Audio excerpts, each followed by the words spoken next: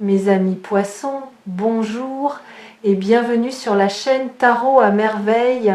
Pour votre tirage général, ceux qui me découvrent, soyez les bienvenus. Argent. Prononcez ce mot doucement dans votre tête. Argent. Vous avez peut être un petit pincement en l'entendant, une crispation discrète au niveau de l'estomac, ou au contraire, une curiosité qui s'allume, une attention qui se redresse. Quelle qu'ait été votre réaction, elle est précieuse. Elle vous renseigne sur la relation que vous entretenez en ce moment précis avec cette énergie particulière qu'on appelle l'abondance matérielle. Et c'est exactement de cette relation que je veux vous parler aujourd'hui. Parce que c'est là, dans cette relation invisible que vous avez tissée avec l'argent au fil des années, que se joue ce qui s'apprête à arriver. Pas dans les chiffres, pas dans les calculs, dans la qualité énergétique du lien que vous avez construit avec cette dimension de votre existence. Je vais commencer par vous dire quelque chose qui pourrait vous surprendre. L'argent qui arrive dans votre vie ne dépend pas seulement de ce que vous faites. Il dépend principalement de ce que vous êtes prêt à recevoir. Et le mot important ici, c'est prêt. Pas dans le sens de avoir mérité, dans le sens de avoir fait suffisamment de place. Une personne peut travailler très dur pendant des années sans voir ses ressources augmenter, parce que quelque part en elle, à un niveau très profond, elle n'a pas encore ouvert l'espace nécessaire pour que cette abondance s'installe.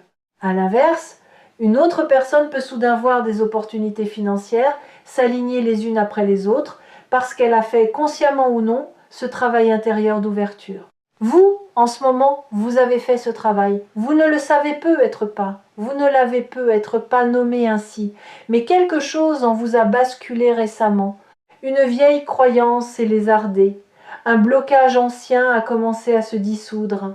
Et c'est précisément cette dissolution qui rend possible ce qui s'apprête à entrer dans votre vie. Avant d'aller plus loin, je tiens à vous accueillir ici, sur Tarot à merveille.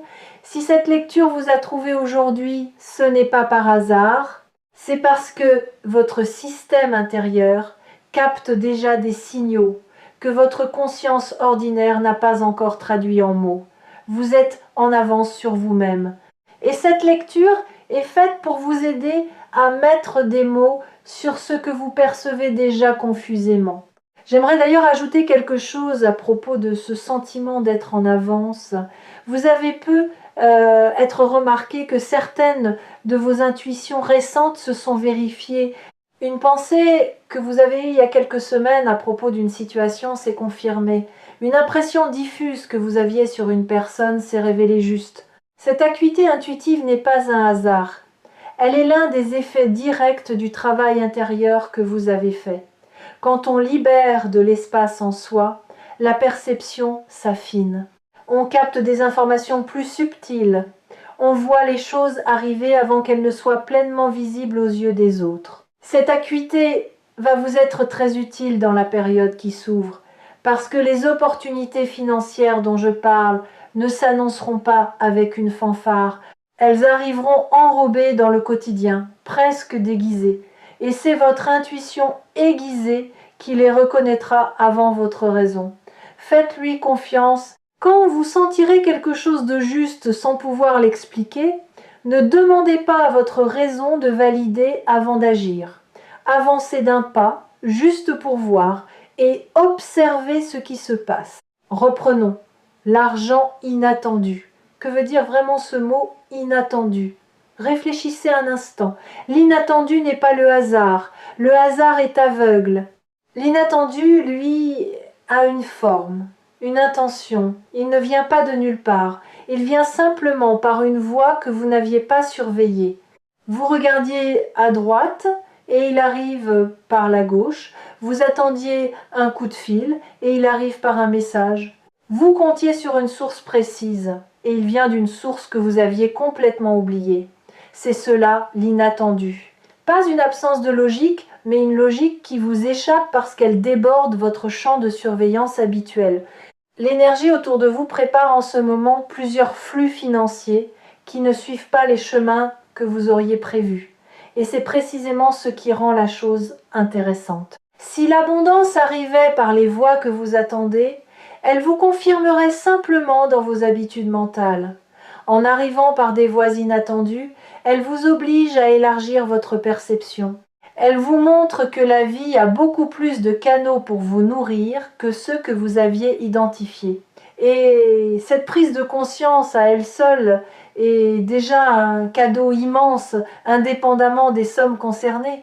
Je veux maintenant vous parler de la rapidité, parce que le titre de cette lecture mentionne quelque chose qui se passe vite, et c'est exact, ce qui se prépare à une cadence particulière.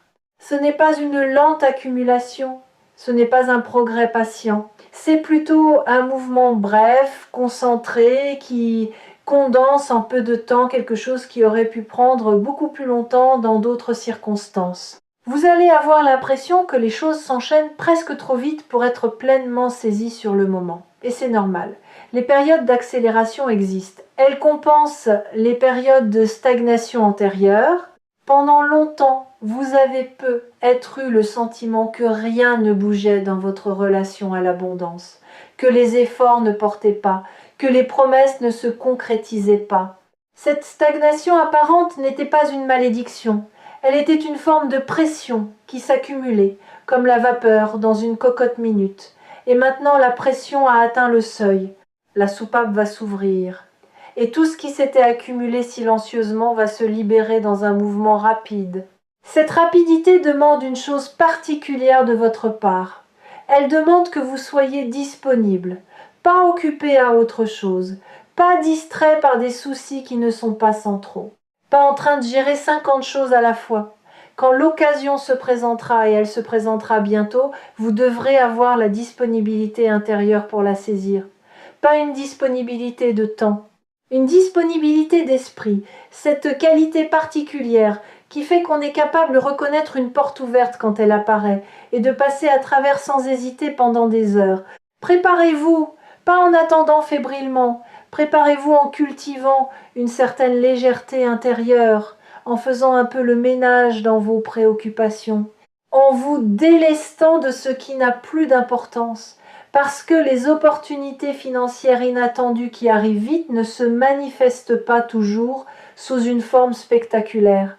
Parfois, elles ressemblent à une simple proposition reçue dans la conversation, à une question qu'on vous pose, à un nom qui revient dans une discussion.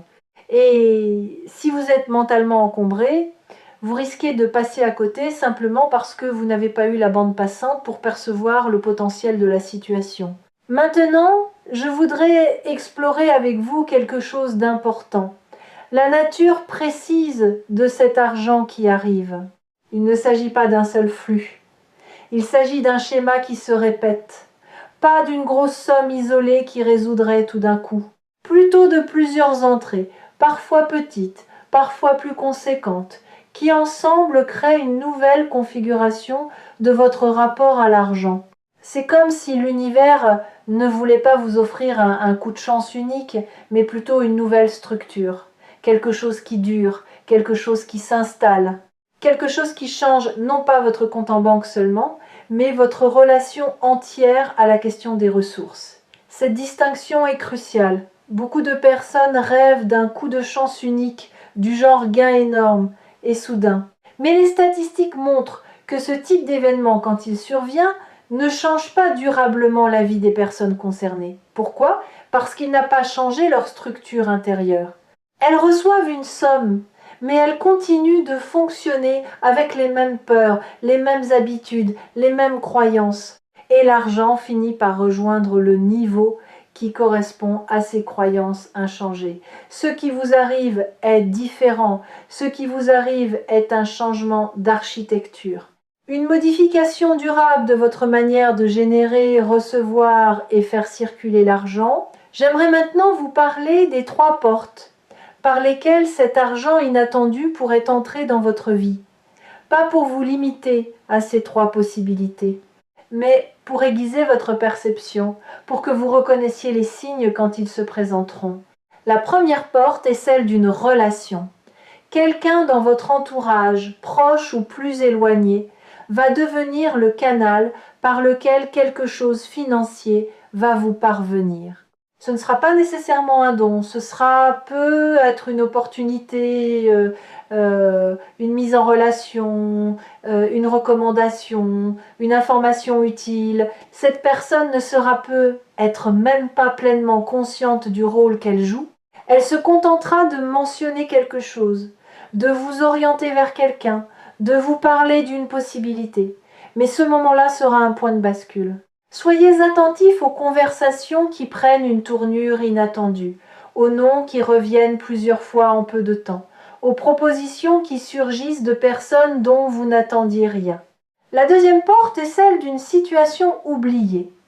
Quelque chose que vous aviez initié dans le passé et que vous aviez classé comme infructueux va se réveiller. Une démarche, un contact, un investissement de temps ou d'énergie qui n'avait pas porté de fruits immédiatement. Vous aviez fini par tourner la page, peut être avec un peu de déception. Mais ce que vous ne saviez pas, c'est que cette graine continuait de germer en silence et maintenant la pousse sort de terre. Si vous remarquez qu'un dossier ancien vous revient à l'esprit, qu'une vieille piste vous fait signe, qu'un contact perdu de vue refait surface, ne le rejetez pas par principe. Donnez-lui une chance. C'est peut être exactement par là que ça va passer. La troisième porte est plus subtile. Elle concerne une intuition qui va vous venir et qui semblera, sur le moment, presque trop simple. Ce sera une idée qui vous traversera l'esprit pendant que vous faisiez toute autre chose. Une pensée du type « et si je faisais cela ?» ou « et si je proposais ceci ?» Cette pensée aura une particularité. Elle viendra avec une légèreté. Elle ne sera pas accompagnée du poids habituel des projets compliqués. Elle aura un côté presque évident, presque enfantin. Et c'est précisément cette évidence qui pourrait vous faire la sous-estimer. Ne la sous-estimez pas. Cette idée, aussi simple soit-elle, peut être la clé. Notez-la. Mettez-la à l'épreuve. Observez ce qui se passe quand vous commencez à la mettre en mouvement, même de manière minime. Je voudrais maintenant aborder quelque chose qui me semble essentiel pour que cette énergie d'abondance puisse pleinement s'installer dans votre vie. C'est votre rapport à l'idée du mérite. Vous avez peut-être, comme beaucoup de personnes, intériorisé l'idée que l'argent doit être mérité, gagné par la souffrance, par l'effort difficile, par la sueur. Cette croyance est culturelle ancienne, transmise sur plusieurs générations, et elle a quelque chose de noble en apparence, mais elle a aussi un effet pervers. Elle vous rend méfiant à l'égard de tout argent qui arriverait avec une certaine facilité. Vous vous demanderiez « est-ce que je le mérite vraiment ? Est-ce que je n'ai pas dû travailler assez dur pour cela ?» Cette méfiance, paradoxalement, peut faire reculer l'abondance avant même qu'elle ne se soit pleinement installée. L'argent qui arrive en ce moment dans votre vie n'a pas besoin d'être justifié par votre fatigue. Il peut arriver doucement, fluidement, presque facilement et être tout aussi légitime qu'un argent gagné dans la difficulté. La fluidité n'est pas une preuve d'illégitimité. Elle est souvent au contraire le signe que vous êtes enfin aligné avec ce qui vous correspond. Quand on est dans son couloir juste, l'effort cesse d'être une lutte. Il devient un mouvement naturel. Et les résultats viennent en proportion de la justesse, pas en proportion de la souffrance. Permettez-vous de recevoir sans contrepartie de douleur. C'est peut être l'apprentissage le plus important de cette période. La vie ne vous demande pas de souffrir pour mériter ce qu'elle vous donne. Elle vous demande simplement d'être présent, d'accepter, de faire de la place. Le reste, c'est elle qui s'en occupe. Sur Tarot à merveille, je rencontre beaucoup de personnes qui portent cette croyance du mérite douloureux sans même le savoir. Elles me décrivent des situations où elles auraient pu accepter une opportunité facile, mais où elles ont reculé par méfiance. « Trop beau pour être vrai », disent-elles. Et je leur réponds « Non, pas trop beau, juste à la hauteur de qui vous êtes vraiment, juste à la hauteur du travail intérieur que vous avez accompli sans même le mesurer. La beauté n'est pas une trahison, la fluidité n'est pas un piège.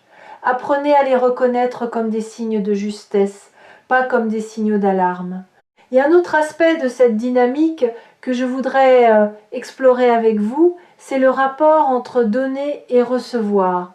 Beaucoup de personnes spirituelles ont développé une excellente capacité à donner. Elles savent partager, soutenir, accompagner les autres avec générosité. Mais quand il s'agit de recevoir, quelque chose se contracte en elles. Elles deviennent maladroites, presque gênées. Elles minimisent le geste. Elles cherchent immédiatement comment rendre l'appareil pour ne pas rester en position de receveur. Si vous vous reconnaissez dans cette description, sachez que c'est un déséquilibre subtil mais important. Donner sans pouvoir recevoir n'est pas une plus grande générosité. C'est une difficulté à accepter sa propre valeur, à se sentir digne de la circulation. Et tant que ce déséquilibre persiste, l'abondance qui essaye d'entrer dans votre vie rencontre une porte mal huilée. Elle peut entrer mais avec friction. Et elle ne reste pas longtemps parce que vous l'avez accueillie comme une exception et non comme une nouvelle norme.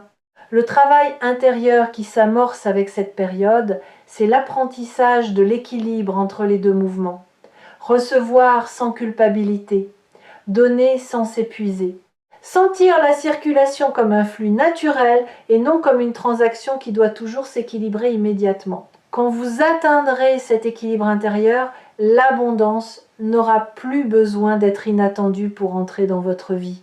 Elle deviendra simplement une présence familière qui va et vient avec la fluidité d'une marée bien rythmée.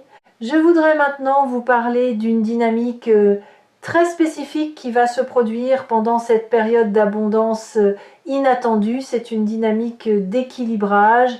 Quand un nouveau flux financier arrive dans votre vie, il met en lumière votre rapport à l'argent dans toute sa complexité. Vos peurs, mais aussi vos désirs, vos blocages, mais aussi vos générosités, vos rigidités, mais aussi vos élans. C'est une période de révélation intérieure presque autant que de transformation extérieure. Vous allez apprendre des choses sur vous-même que vous ne saviez pas.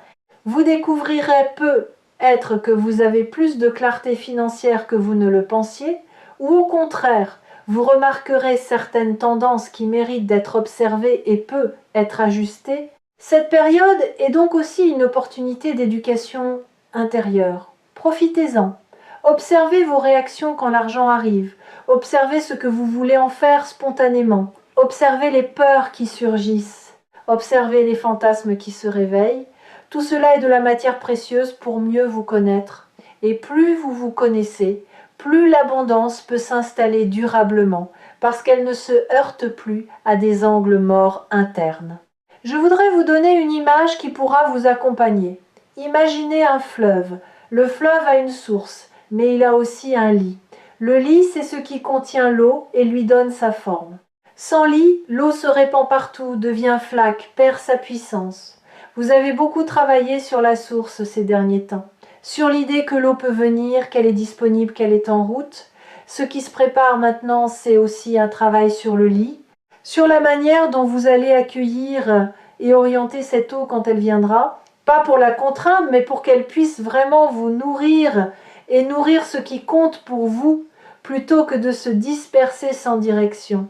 Avant de continuer, je voudrais aborder une question que beaucoup se posent silencieusement quand ils entendent ce genre de lecture.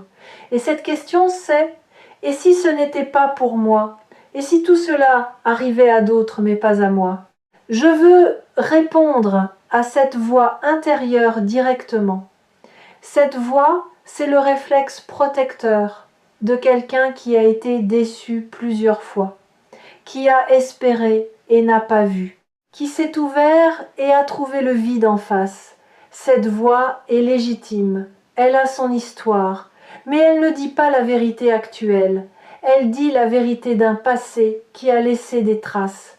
Le présent est différent, vous êtes différent, votre énergie est différente, et ce qui s'approche n'est pas une répétition d'anciens scénarios, c'est quelque chose de neuf. Quand cette voix se manifeste, ne luttez pas contre elle, reconnaissez-la, dites-lui « Je sais d'où tu viens, je sais pourquoi tu es méfiante, et je te remercie pour ta vigilance. » Mais cette fois, laisse-moi essayer, laisse-moi accueillir avant de juger, laisse-moi voir avant de conclure. Cette manière de dialoguer avec votre méfiance intérieure, plutôt que de la combattre ou de l'ignorer, l'apaise progressivement. Elle se sent entendue et elle relâche son emprise, juste assez pour que vous puissiez tester une nouvelle relation à l'abondance. Je perçois aussi quelque chose d'important concernant votre générosité. Beaucoup de personnes, quand elles commencent à recevoir plus, sont tentées de tout donner immédiatement aux autres. C'est noble en intention, mais c'est parfois aussi une manière subtile de ne pas vraiment recevoir, de faire passer le flux à travers soi sans qu'il s'imprime durablement. Pendant cette période, je vous invite à laisser l'argent rester un peu chez vous avant de décider quoi en faire. Pas par avarice, par respect, par reconnaissance du fait qu'il est venu vous trouver, vous, et qu'il mérite de s'installer en vous avant de poursuivre son voyage. Cela ne veut pas dire de devenir égoïste. Cela veut dire de vous donner le temps de ressentir ce que c'est, pour vous, de recevoir, de goûter cette expérience, de la laisser vous apprendre quelque chose. Et ensuite seulement, si votre cœur vous y porte, de faire circuler, mais une circulation consciente, choisie, alignée, pas une circulation réflexe qui serait en réalité une fuite de la responsabilité de recevoir pleinement. Il y a aussi quelque chose que je perçois concernant les transmissions qui vous viennent de votre lignée. Vous portez en vous, qu'on en soit conscient ou non, des programmations financières héritées. Des manières de voir l'argent qui vous viennent de personnes qui sont parties bien avant que vous ne soyez en âge de réfléchir à ces questions. Certaines de ces transmissions sont précieuses. Une certaine prudence, un sens du concret, une éthique du travail. D'autres sont devenues encombrantes. Une peur sourde du manque qui ne correspond plus à votre réalité actuelle. Une méfiance excessive, vice à vice de ce qui pourrait sembler trop bon. Un sentiment latent de ne pas avoir le droit d'avoir plus que ceux qui vous ont précédé. Ce qui est en train de se passer en vous, c'est une forme de tri silencieux dans cet héritage. Certaines transmissions s'estompent naturellement parce qu'elles ne vous servent plus. D'autres, plus saines, restent intégrées. Vous ne faites pas ce tri par décision consciente, il se fait à un niveau plus profond. Mais vous pouvez le soutenir simplement en remarquant quand une réaction excessive surgit en vous face à une question d'argent, qu'il s'agit peu, être moins de votre voix que d'une voix plus ancienne qui parle à travers vous. Cette simple prise de conscience suffit souvent à desserrer l'emprise.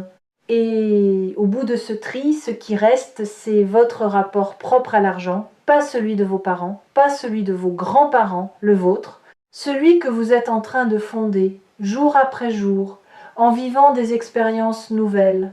Cet ancrage personnel est ce qui rend possible l'abondance durable. Parce que tant qu'on porte les peurs des autres, on attire les conditions matérielles qui correspondent à ces peurs. Quand on revient à soi, on attire ce qui correspond à qui on est vraiment.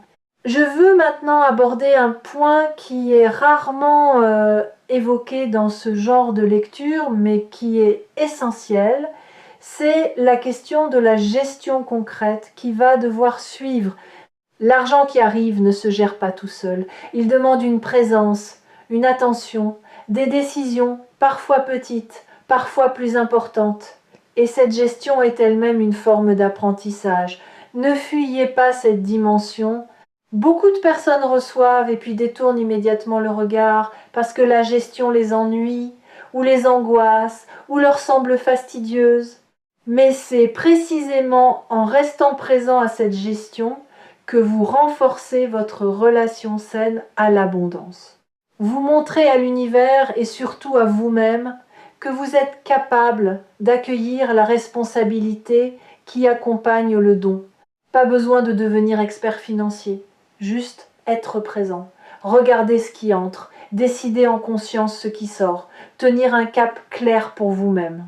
Cette présence financière modeste mais constante est ce qui transforme un afflux temporaire en une nouvelle base durable. Une autre dimension que je voudrais souligner concerne le rythme intérieur que vous allez vouloir cultiver pendant cette période. Quand l'argent arrive vite et de manière inattendue, il peut y avoir une tentation de vivre soudain plus vite, de prendre plus de décisions, de remplir plus de cases.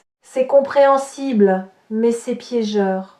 La meilleure réponse à un afflux rapide n'est pas une activité accélérée, c'est plutôt un recentrage, une stabilité intérieure qui ne se laisse pas emporter par le mouvement extérieur. Imaginez un capitaine sur un bateau qui rencontre un vent fort. Si le capitaine se met à courir partout en panique, il va perdre le contrôle. Mais si il reste calme, ferme à la barre, respirant régulièrement, il peut utiliser le vent à son avantage et avancer plus vite que jamais sans rien perdre de sa direction. Vous êtes ce capitaine. Le vent qui arrive est favorable, mais c'est votre stabilité intérieure qui décidera s'il vous porte ou s'il vous emporte. Cultivez cette stabilité comme on cultive une compétence précieuse. Elle vous servira bien au-delà de cette période. Une pratique simple peut soutenir cette stabilité. C'est la pratique de la gratitude active, pas la gratitude récitée, la gratitude ressentie. Quand quelque chose de bon arrive, prenez quelques secondes, vraiment quelques secondes pour le ressentir physiquement. Posez une main sur votre poitrine, respirez avec ce qui vient d'arriver. Laissez-le s'installer dans votre corps avant de passer à la suite. Cette pratique paraît anodine, mais elle a un effet profond. Elle imprime l'expérience de la réception dans votre système nerveux.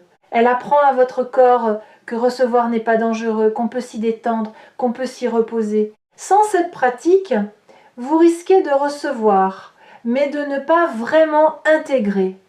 Comme on prendrait un repas en regardant son téléphone, on mange techniquement, mais on n'a pas goûté, et le corps, n'ayant pas goûté, garde une faim étrange qui le pousse à chercher autre chose.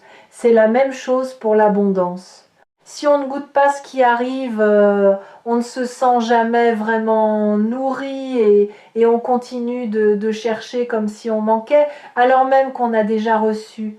Je voudrais ajouter quelque chose qui me semble important sur la durée. Cette accélération financière n'est pas un événement isolé qui se terminerait abruptement.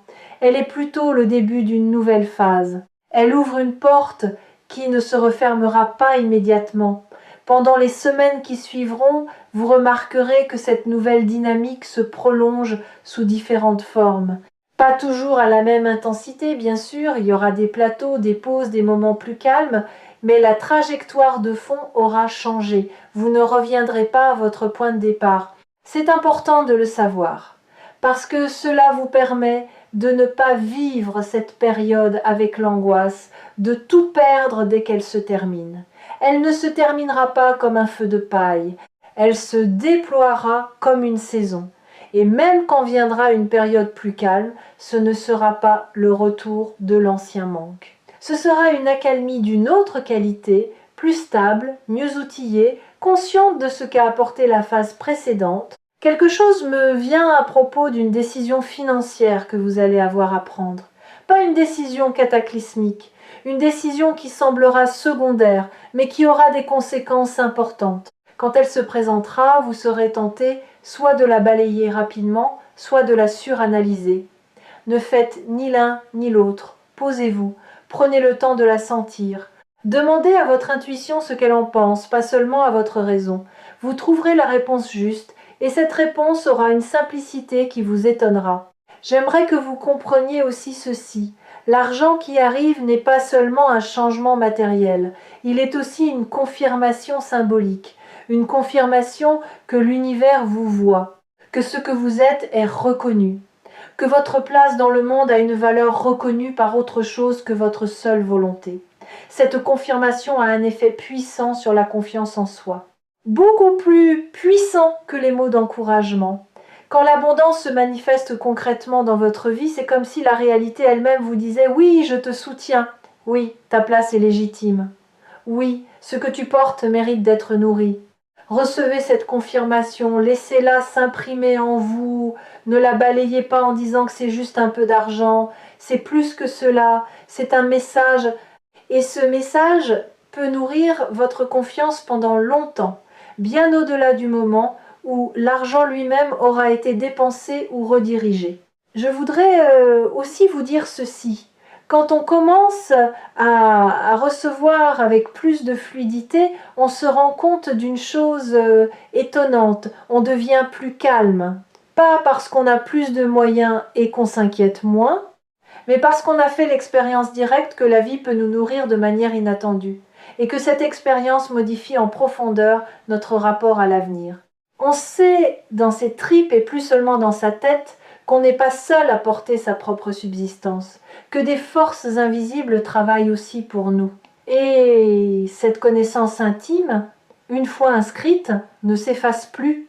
Avant de clore cette lecture, je voudrais vous laisser avec une dernière réflexion sur Tarot à merveille. L'abondance n'est pas seulement une affaire d'argent, elle est une qualité d'être, une manière de habiter sa vie comme quelqu'un qui sait qu'il est nourri, soutenu, accompagné par une intelligence plus grande que la sienne. Quand vous cultivez cette qualité d'être, l'argent vient s'inscrire dans un cadre plus large. Il devient l'un des aspects d'une abondance multidimensionnelle, qui inclut aussi le temps, les rencontres, les opportunités, l'inspiration, la santé, la joie. Ce qui s'apprête à arriver dans votre vie n'est donc pas seulement un événement financier, c'est l'éveil d'une qualité d'être abondante en vous. Et cette qualité, une fois éveillée, devient permanente. Elle ne dépend plus des circonstances, elle vous accompagne dans les hauts comme dans les bas. Elle devient votre nouvelle manière par défaut d'être au monde. Il est temps de conclure cette lecture, mais pas avant de vous laisser avec quelques mots simples à garder avec vous dans les jours qui viennent. Restez ouverts, restez attentifs. Ne dites pas non par réflexe à des opportunités qui pourraient sembler étranges au premier regard. Faites confiance à votre intuition quand elle vous murmure de regarder dans une direction inhabituelle. Recevez sans culpabilité, gérez avec présence, donnez quand votre cœur vous y porte vraiment, pas par fuite. Et surtout, sachez que vous êtes prêt. Vous êtes plus prêt que vous ne le pensez. L'abondance ne vient pas vous récompenser pour votre attente. Elle vient vous rejoindre parce que vous avez fini par croire, ne serait-ce qu'un peu, que vous étiez fait pour la rencontrer. Et cette croyance, même fragile, même hésitante, suffit à ouvrir la porte. Le reste, c'est la vie qui s'en charge, avec ses chemins inattendus, avec ses portes que vous n'aviez pas vues, avec sa générosité tranquille qui ne demande rien en retour, sinon que vous acceptiez d'ouvrir les mains. Ouvrez les mains et regardez ce qui vient.